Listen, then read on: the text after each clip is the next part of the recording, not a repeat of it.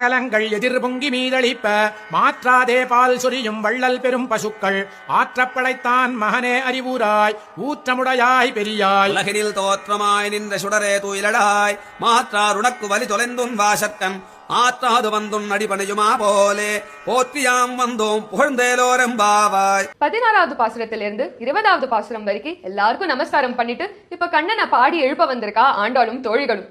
கையில வச்சிருக்கிற பாத்திரம் ரொம்ப வழியிற அளவுக்கு வள்ளல் தன்மையோட பால் சுரக்கிற பசுக்களுடைய நந்தகோபரின் மகனே கண்ணா, நீ எழுந்துக்கணும். வேதங்கள் போற்றும் வலிமையானவனே, பெரியவனே, இந்த உலகத்துக்கே ஒளி காட்டுற சுடரே, நீ கண் விழிக்கணும்.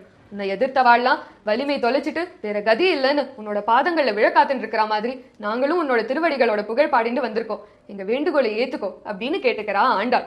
ஸ்ரத்தையான பக்தியோட பெருமாள்கிட்ட நம்ம சரணாகதி பண்ணிட்டோம்னா அவர் நம்மளை கட்டாயமா ஏத்துப்பார். இந்த சரணாகதி தத்துவத்தை தான் திருப்பாவை முழுக்க நமக்கு சொல்லித்தரா ஆண்டாள். ஆண்டாள் திருவடிகளே சரணம்.